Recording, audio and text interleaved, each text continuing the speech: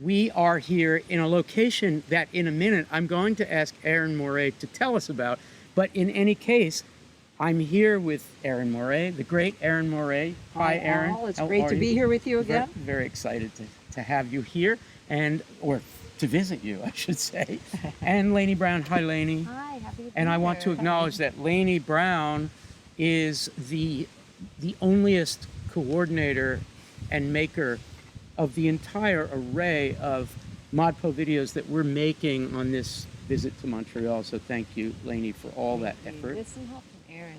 Well, that's right. No, not yes. much. I think anything one does poetically in Montreal, Erín is somehow behind it. Yeah, and Sophia DuRose is here. Hello, Sophia. Hi. And Chantal Neveu. Hello. Hello. We're so glad. We have more to say about you, but we're just so pleased that you joined us. I'm so happy. This is So great. honored. So, Erín, before I introduce the poem that we're going to talk about, tell us where we are. We are in the Cimitière Notre-Dame des Neiges in Montreal, the Our Lady of the Snows Cemetery, which is the largest cemetery in North America. There's 1 million citizens of this cemetery buried here. 1 million, and there's an adjacent Cemetery cemetery only of half the size. 500,000. Yeah, only half the size. And then the Jewish cemeteries add another. I don't know how many, but they've got to be at least another 30, 40,000. So this is the largest cemetery in North America.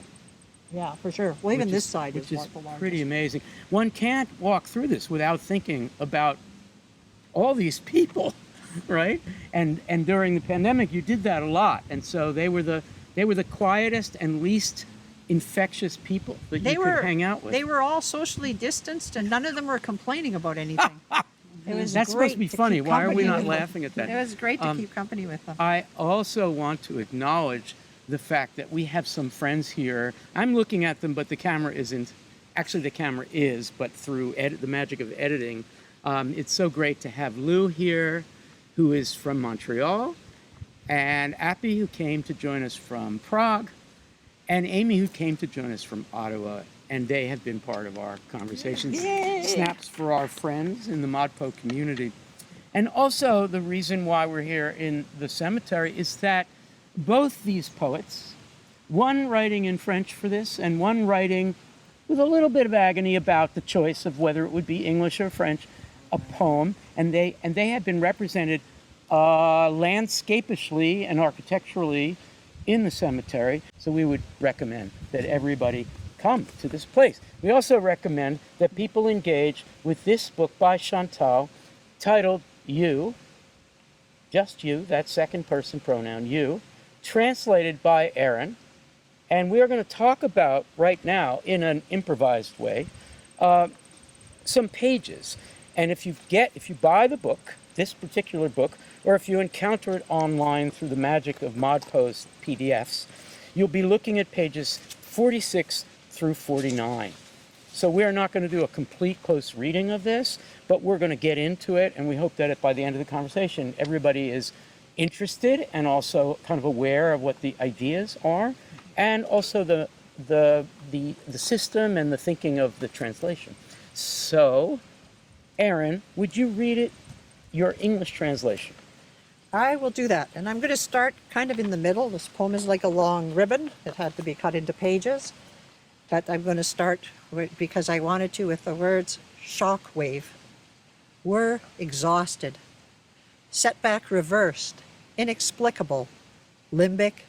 We resume our concertations. The dismemberment. The inextinguishable. Launch back into hypothetical rendezvous. Fitting myself into a busy schedule. Absorbing a reality structured, tectonic, impassioned, crisis at its peak, lesson learned late, Montaigne, the benefits of diversion, oxygenation in the forest, dilatation, reliance, rereading, the Huenanzi, le Huenanzi, originating in the way du commencement du réel, quintessential spirit, la propension naturelle des êtres, surveying obscurities, de l'examen des choses obscures, a forest of persuasions, des tendances affectives, terrestrial forms, des formes terrestres, scripting, pointing, pushing, chuckling, condensing, sleeping, reformulating, reversing, leaping, reeling, rallying, opening, questioning. Lou Andreas Salome, Spinoza, Del Engien, Klein, Graziani, Sloterdijk, Rostang Feldenkrais, engramming, poplar catkins in full bloom, perfume of linden, tossing water-gorged cherries into the salad, June, vacation time coming, breaststroke in grottos, plenitude, aquatic, erotic, canicular. Oh, marvelous. That was so great. Well, yes.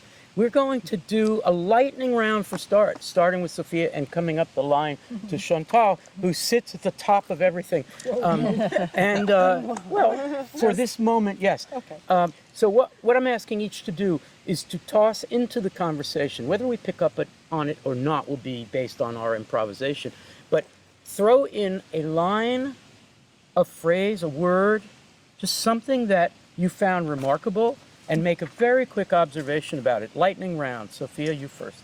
Okay, I will pick scripting, pointing, pushing, chuckling, condensing, because I feel like those are like the verbs of a day, the actions which make up what we do and what we want to do. And I like thinking about them as something more important than like working. Like this is the kind of work that seems more pleasurable, more enjoyable. Wonderful. So that's a wonderful start.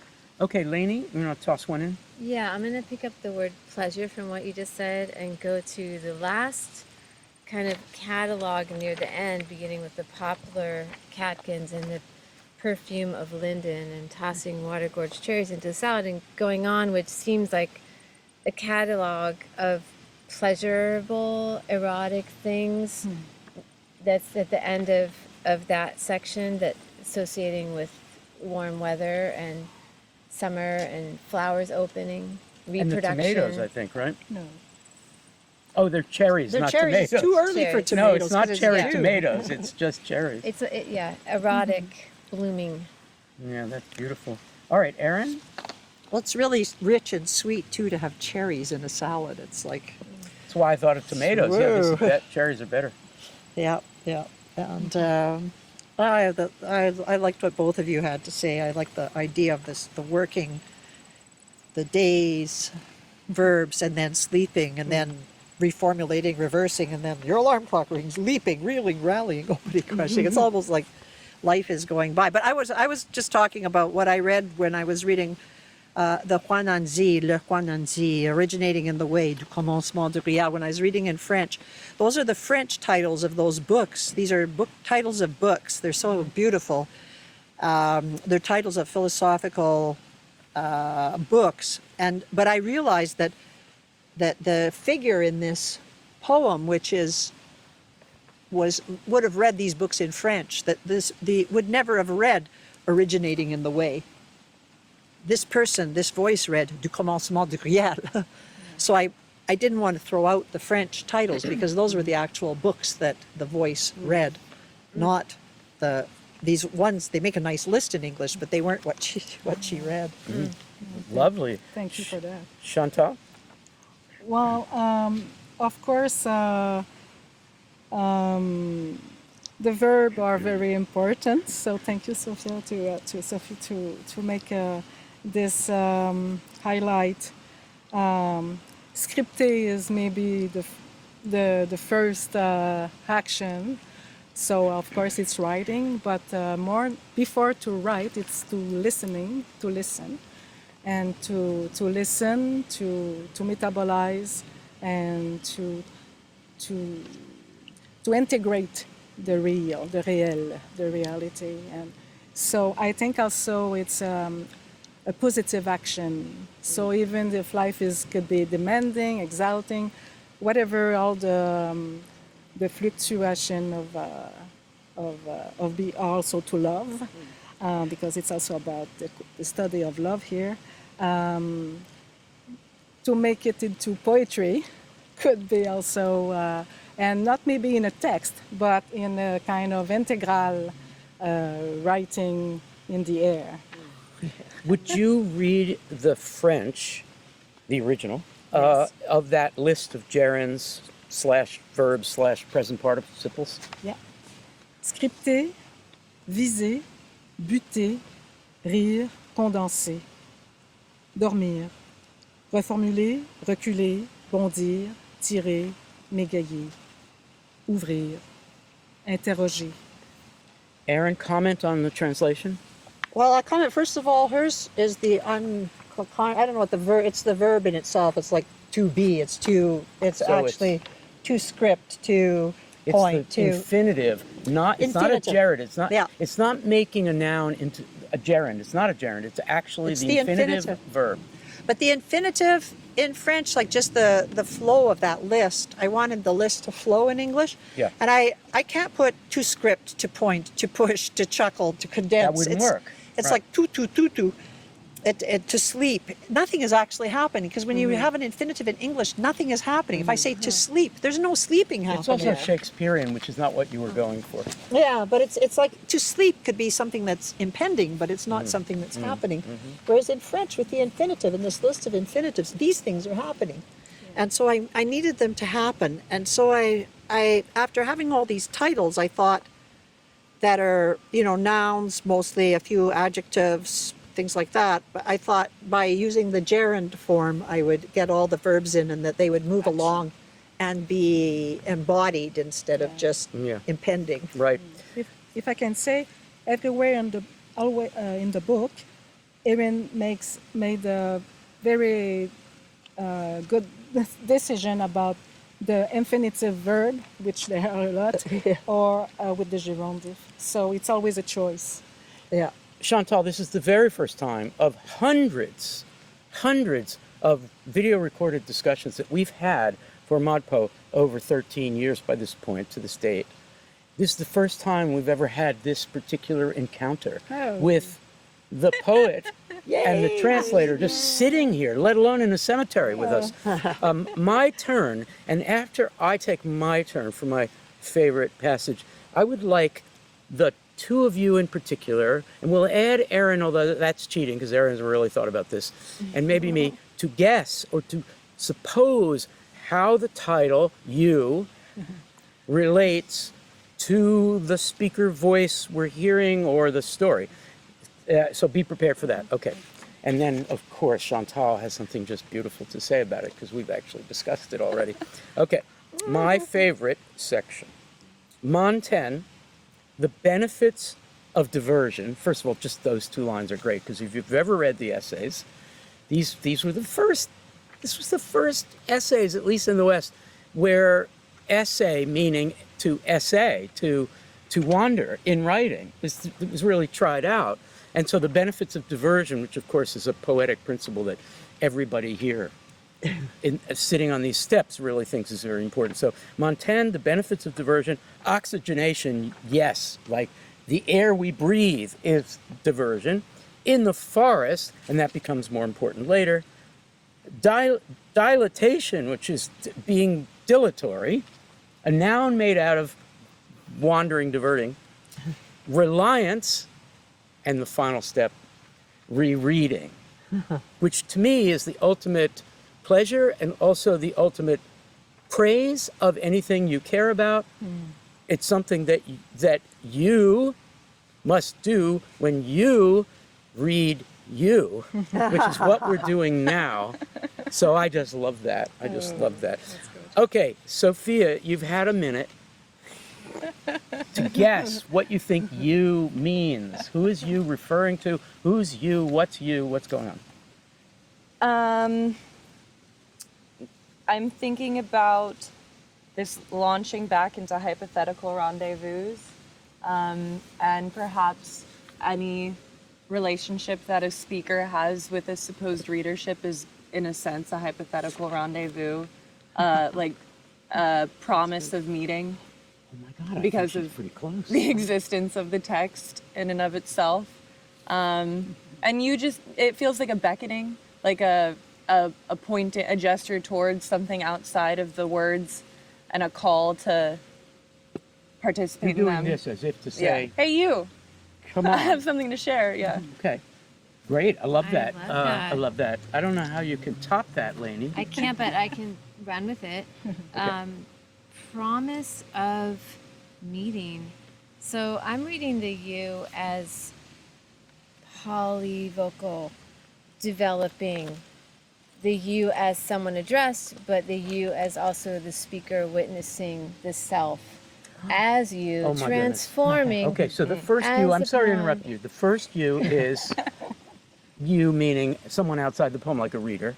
Or someone being addressed in Okay. the poem And by the the speaker of second the poem. one. The second you, which I think is even more important, is the you, the speaker witnessing the self, or the you, some aspect of self that is transforming and changing and growing and witnessing the life of the speaker itself. I feel like it also acts as a propeller in the poem for the kind of ongoing catalog rushing sense, whether there's this intertextual intensity, and then there's a catalog of doingness, and almost like a life, and the you gets to read and think, and then the you has to be a body, and so there's all this movement between all the possible ways that a person can be.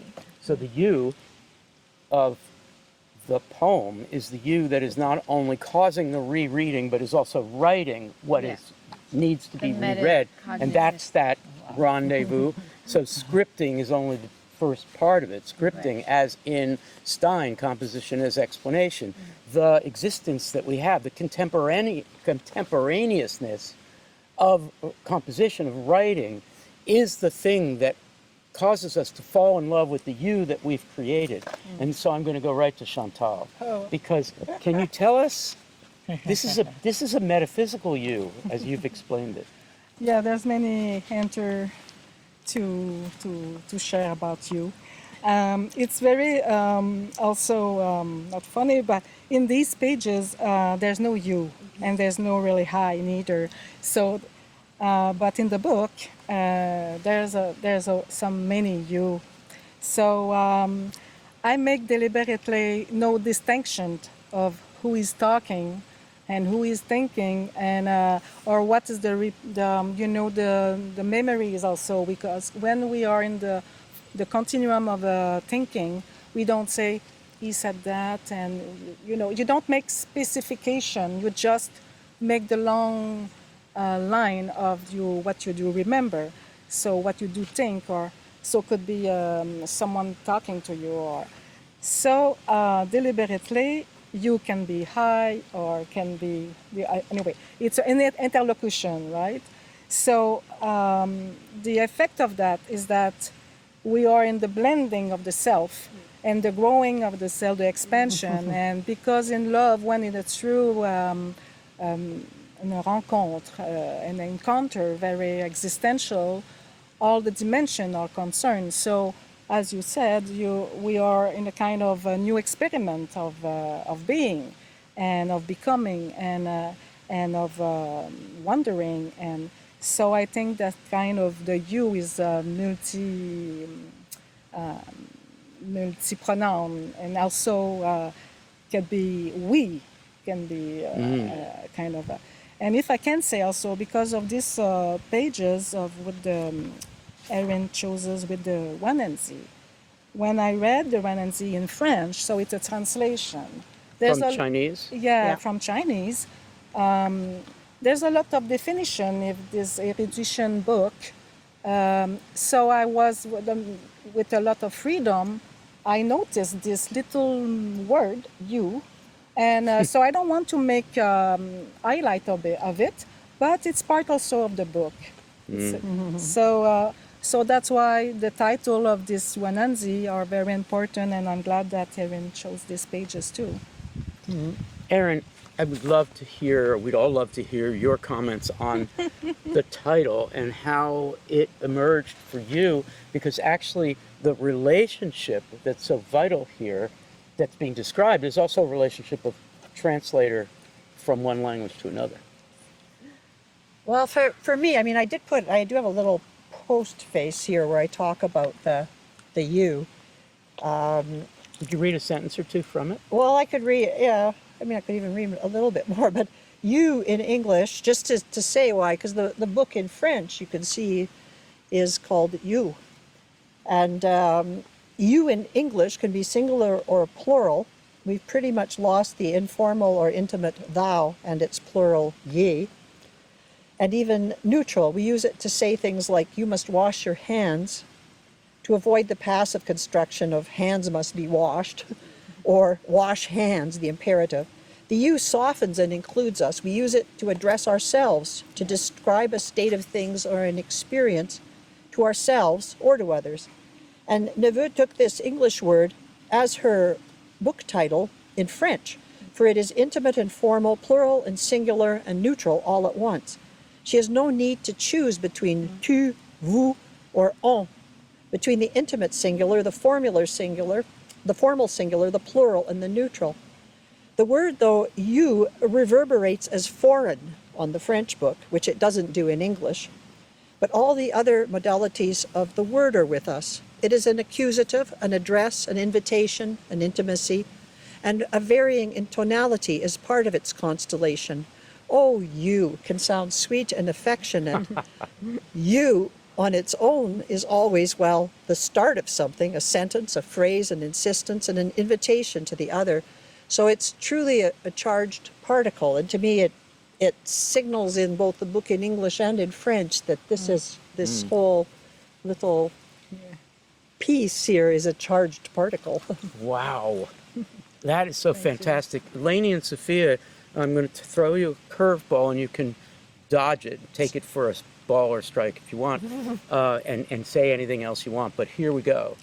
Is there, do you think, a relationship between this idea of you, which you called integration, an integrative situation, the rendezvous, the hypothetical rendezvous? Is there a relationship between that idea and the fact of a long poem? Of a long poem, not a little tiny bit, a little meditation at a romantic meditation of a moment of highly charged consciousness, but something that must be elongated, right? Elongated. Any relationship that you might guess? You're both looking at me as if that is a hard question. No. Yes, I think there's a relationship. I think, Erin, what you were just saying, the you feels elastic and integrates a lot. It can integrate a lot of different states of being, people. And I think the long poem is also elastic and has to, and it has to vary and stretch and cross a lot of different emotional divides, a lot of, it incorporates a lot of these,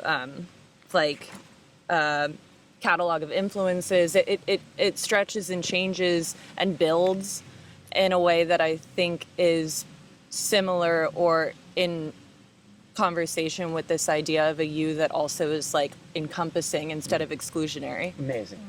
Wow, I love that. Amazing. Laynie? Yeah, I also think there is a relationship, especially in this, with this long poem and this question. And I'm thinking about, Erin, what you said about the variety and tonality in the you, because this book, in a very short poem, we have an instant. And even in the whole book, you know, it's not that long, but we have this sense of a lot of time passing in it, which couldn't happen in one tiny poem that's, you know, truly a second. In this book, I feel like I'm experiencing a conversation of a consciousness evolving through many different life stages, and the meta-awareness of being in the different changes of life, and the desire to continue the promise of meeting the consciousness with itself, regardless of all the circumstances that are, you know, going on and on. So if it can't be time limited, it must be replicated in the length of a poem that keeps going, a poem of duration. Chantal, I'm going to ask you to say something about the idyll, I-D-Y-L-L, and then, which is going to blow us away, and then we're going to go around for final thoughts, just some thoughts about the poem, the passage that we haven't had a chance, and give Erín the last word to think about, to tell us about translation. Erín, who said once, translation can be a kind of fracking if we're not taking care. Did you say that really? No. This is not fracking, but anyway, it is tectonic though. It is tectonic. Since part of my family comes from a neighborhood with a lot of fracking, I could have said it. You did say it actually somewhere. Okay. Okay. Idyll. What does an idyll, I-D-Y-L-L, have to do with this the writing of this poem, Chantal? Yeah, well, in French, idylle, we can say that for a love affair with a kind of harmony, a love affair. But in the art history, idyll is idyll is a small poem or a short music or a very pastoral painting, a very small and about nature. A miniature. A miniature. And so I think this is a short story, or can say, it's a love affair. It's a study of love, more specifically. But I think I make that kind of reverse of the short to make it long. Yeah. So that The kind long of dilatation or extension in the time, and also in the thinking, in the mind, and in the body. For me also it was the study of the idyll is begin also with This Radiant Life, translated by Erín too. So it's always all the little harmony can also include the adversity or the constraints or the difficulties or life, right? So how to make it longer, how to enjoy and how to grow inside the long and the more complex reality. A new genre, the super idol, the post idol, the anti-idol, the non-idol idol. That's so beautiful, and it follows well from our conversation about the length. Post-idyllic idol. Post-idyllic and post-romantic idol, which was the implication of what I was saying earlier. Okay, final thoughts, starting with Sophia and going around. Actually, skipping Erín, we're going to give Erín the last word, the last word. I'm thinking of these lines, which you read earlier, oxygenation in the forest, dilation, reliance, rereading. I guess we're not in a forest, but we're outside and there are trees, and I feel like the air, despite being in a cemetery, the air feels good. And I feel like I can't help but be drawn to those lines because of where we are in time and in a space. And I also feel like sitting down and having this conversation and learning from the four of you and listening to the four of you, how your readings and my growing understanding and appreciation of the poem is reliant on this event and this conversation. And loving a poem is talking about a poem. Wow, Sophia! You're good. Great. Oh my gosh. Laynie, Wow. you follow Okay. Sophia a lot. No, it's tough. I find so remarkable that this book, it's so spare on the page, yet it is so open, and it in an accordion-like way, includes so much. And I feel like you've invented a new form of a book-length love poem that refuses to fall into an expected or overly sentimental or any singular mode. Lovely. Thank you. I think I'm going to go next, then you, then Erín, who will get the final word. How does that feel? I just want to focus on terrestrial forms, which is a book, but one in that list of books that Erín rightly felt a need to remind us is in the original French.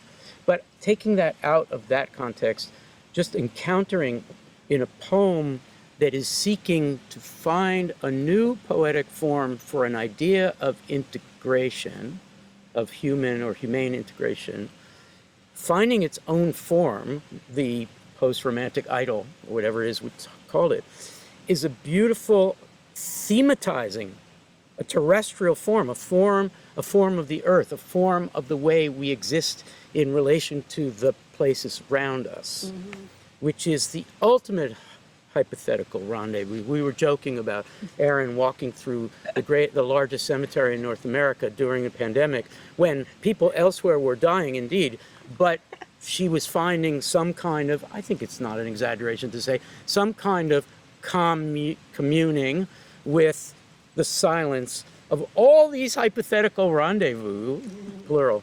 And I think this poem leads us there to a terrestrial form, which is kind of a new poetry. Chantal, any thoughts? How does all this feel? Wow, but All this talk. you make the mirror of the Wananzi, because it's a cosmogony of the a study of the to be on the earth in the cosmos, right? Right. So there's a lot of geological issues and the weather, the mineral, all the elements we are and we do share with the nature, and so I think it's a echo. It's and also it's a quest of a form also, external form too, as poetry of course, but also because when we love and we give the best of ourselves, right? We try to. And so I think that's this dimension, to keep that not just when we are in love with someone, with you, but in more larger scale. So yeah. Oh, that's lovely. Wow. I think there's snaps in response to that. With Erín, you. Moure, It's with you. you get the last word. What would you like to say? Well, I'm just marveling at what everybody has been saying. It's so amazing that out of a few words of this longer ribbon of a poem that you're captured the kind of seed of it, this kind of growth, the kind of little bud that grows into the plant, that grows into the poem, and that definitely, for me, the book is like that love is to be able to love another person, and even through all the stages of a love affair is also to be able to love life, to be able to be one with life. And if I could just read a few of the words that end the poem, because I can't think of any better way of putting it than the way Chantal did in the book. In your translation. And I translated, of course. Most serene, sovereign vitality, rib cage, plexus, sacred, solar, hemispheres, decrystallized, moving out of the thrall, literally, setting out again from the belvedere, mortal, nonchalant, willing, plain song. The poem is in a book called You. It is a poem called You. And our special guest, Chantal Neveu, has written it. Erín Moure has translated it. Sophia, thank you so much. Thank you. Thank you. Laynie, Thank you. Chantal, Erín, thank you all. Thank you. Thank you. That's fine.